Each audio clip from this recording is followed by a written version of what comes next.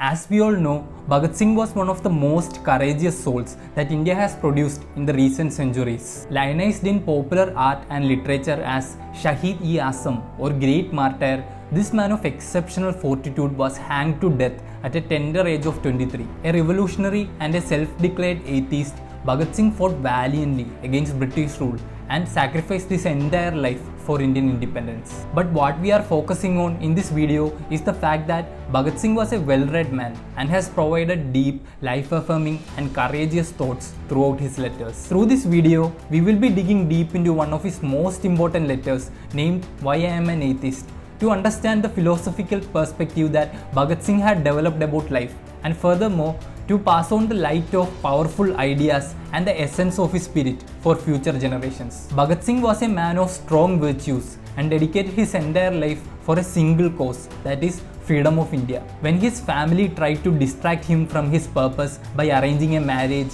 he ran away from them. To avenge freedom fighter Lala Lajpat Rai's death, Bhagat Singh along with his comrades killed a young British ASP named J.P. Saunders. Furthermore, while he was spending time in Lahore Central Jail for throwing bombs in the British Central Assembly Hall, Bhagat Singh went on hunger strike for many weeks to attain better facilities for his fellow political prisoners. While actively participating in all these revolutionary activities, he was constantly reading books and was developing a strong vision about life. He believed in the strength and independent thought of individuals and considered it as the foundation for creating a free nation. While talking about selflessness as a key aspect of his character, Bhagat Singh writes, "The day we find a great number of men and women with this psychology who cannot devote themselves to anything else than the service of mankind and emancipation of the suffering humanity, that day shall inaugurate the era of liberty." So what are some of the key philosophical ideas that we can learn from Bhagat Singh's vision of life? Number 1.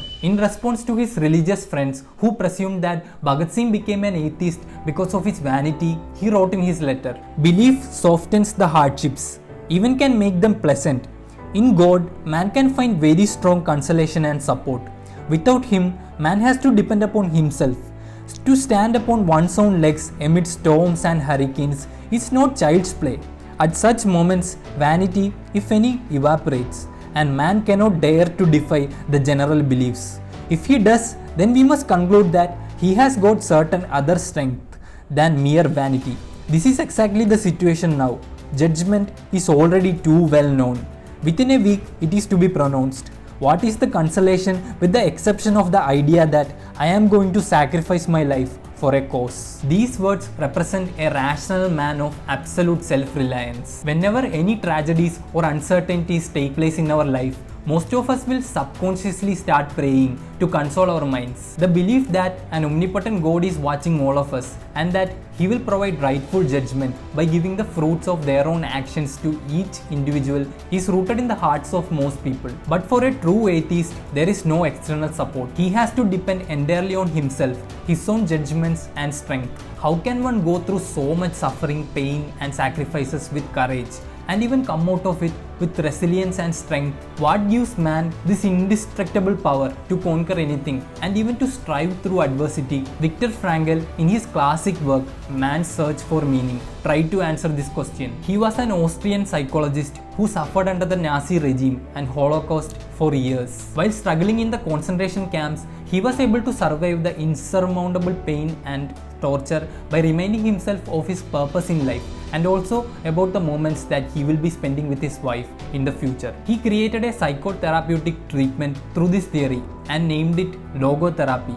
You can find multiple logotherapy institutes throughout the world today. In Man's Search for Meaning, he writes, "It is one of the basic tenets of logotherapy that man's main concern is not to gain pleasure or to avoid pain, but rather to see a meaning in his life. That is why man is even ready to suffer on the condition to be sure that his suffering has a meaning." According to Frankl, meaning can be attained by your purpose or calling in life. Your purpose can be anything that you are passionate about and for which you are even ready to dedicate your entire life, such as literature, science, sports, films, medicine, arts. Secondly, meaning could be found in loving someone, such as your family members, romantic partner, etc. A person who has strongly tied his life with love for someone can bear any kinds of suffering, remain alive, and even strive through adversity, as deep inside he knows that he is responsible not only to himself but also to his close people as well. Thirdly, meaning could be found in dedicating your life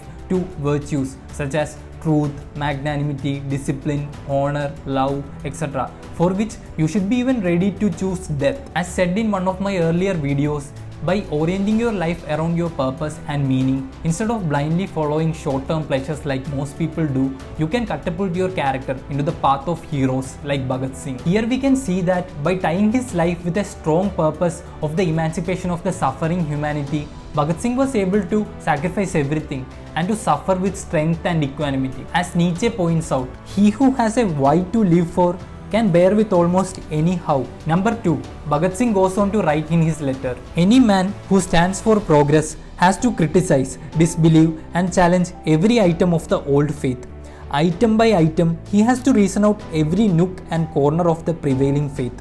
If after considerable reasoning, one is led to believe in any theory or philosophy, his faith is welcomed.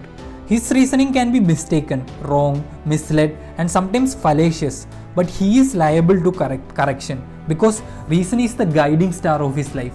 But mere faith and blind faith is dangerous. It dulls the brain and makes a man reactionary. As we all know, our ancient ancestors were blind believers and they used myths and fictional stories to create rules for their life. In ancient Greece, the god Zeus was considered as the center of thunder, lightning, wind and rain. In India, people believe that Indra is the god of rain and fertility and he is often invoked during drought or insufficient rainfall. Today, according to science, we know that rain is liquid water in the form of droplets that have condensed from atmospheric water vapor and then become heavy enough to fall under gravity. The intellectual history of the world took a U-turn when the pre-Socratic philosophers in the West started placing reason as the central guiding principle of their thought. Thales is considered as the father of Western philosophy, as he was the first to break free from the prior use of mythology to explain the world around us, and instead started using reason and natural philosophy. Then came Socrates, who pointed out critical thinking and reason as foundational for humanity's progress, by famously saying that the unexamined life is not worth living. Bhagat Singh also had similar perspective. I believe that the first step towards critical thinking and independent thought is to read and learn as much as we can. We should study the philosophies of East, West, Chinese, Indian, ancient, modern, etc. without skipping anything. After obtaining the essence of all these ancient wisdom, we should synthesize them and create our own philosophy of life that is equipped to deal with the problems and struggles that we will be facing in our own particular culture and life situations. Most philosophers and thinkers such as Marcus Aurelius, Nietzsche, Kautilya, Gandhi, etc. were synthesizers, as they created their system of thought by borrowing from the thinkers who came before them. But the Buddha, Shankara, Lao Tzu, etc. were some of the few exceptional individuals who transcended the limitations of human thought and attained ultimate wisdom and truth through personal experience. Therefore, even though our ultimate aim should be to become like the latter by creating an entirely new and original system of thought that can alleviate human suffering through personal experience, we can start out as a synthesizer by borrowing from ancient masters and by developing the foundation of our philosophy from their teachings. As Bhagat Singh points out while writing an introduction to a collection of poems by his friend Ramcharan, please do not read it to follow blindly and take for granted what is written in it. Read it, criticize it, think over it, and try to formulate your own ideas with its help. Number 3. Selfless devotion to one's calling in life and service to humanity lies at the core of Bhagat Singh's philosophy. Therefore he writes, a short life of struggle with no such magnificent end shall in itself be the reward if I have the courage to take it in that light. That is all. With no selfish motive or desire to be awarded here or hereafter, quite disinterestedly have I devoted my life to the cause of independence, because I could not do otherwise. Fulfilling one's duty without expecting anything in return is an important Indian value that Bhagat Singh had borrowed from ancient Indian philosophers. In chapter 2 of Bhagavad Gita, Krishna tells Arjuna, you have a right to perform your prescribed duties, but you are not entitled to the fruits of your actions.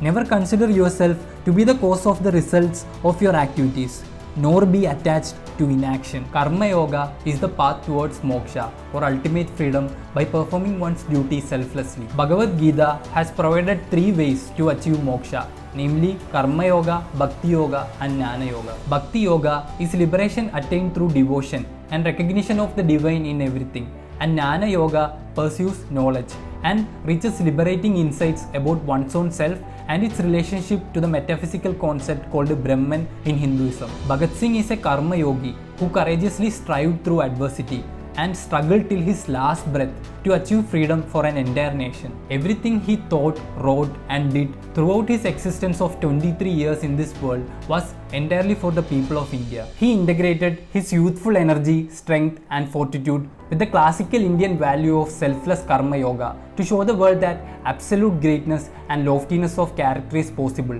even in this time of greed, selfishness and cruelty. Srinarayana Guru, who was one among the most noble souls that India has created in 20th century and who played a key role in the destruction of brutal caste system in South India, wrote that acts that one perform for one's own sake should also aim for the well-being of others. The same idea is echoed in the actions of Bhagat Singh. Therefore, the greatness of his soul is in par with any other religious or eminent personalities that India has produced. As Swami Vivekananda in his classic text Karma Yoga pointed out, although a man has not studied a single system of philosophy, although he does not believe in any god and never has believed, although he has not prayed even once in his whole life, if the single power of good actions has brought him to that state where he is ready to give up his life and all else for others, he has arrived at that same point to which the religious man will come through his prayers and the philosopher through his knowledge. Number 4. By the middle of his letter, Bhagat Singh directly rejects the presence of a supreme being who controls and directs the movements of nature. Then he asks a very rational and fundamental question to his religious friend. If, as you believe, there is an almighty, omnipresent, omniscient and omnipotent God who created the earth or world, please let me know, why did he create it? This world of woes and miseries, a veritable eternal combination of numberless tragedies, not a single soul being perfectly satisfied. He goes on pointing out the tragedies, exploitation and injustice that is happening throughout the world, including gladiator institution, actions of Genghis Khan, British oppression in India. Then Bhagat Singh tells that let God see all this and let us see if he dares to say all is well. According to Bhagat Singh, religious institutions, caste and other theories are the inventions of the privileged ones. They justify their usurped power, riches and superiority by the help of these theories. The presence of an omnipotent father figure was useful when people were in great distress during the primitive age, when everyone betrays an individual, or during a tipping point in life where he has to face all the tragedies and cataclysms of nature by himself.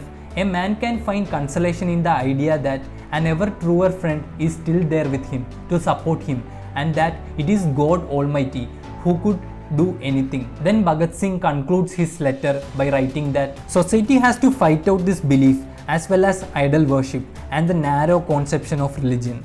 Similarly, when man tries to stand on his own legs and become a realist, he shall have to throw the faith aside and to face manfully all the distress, troubles that circumstances may throw at him. That is exactly my state of affairs. I have read of atheists facing all troubles quite boldly. So am I trying to stand like a man with an erect head to the last, even on the gallows. The fact that he succeeded in this goal of facing all the struggles and adversity that nature and other opposing forces threw at him without any external support or religious beliefs remains in front of our eyes as clear as daylight.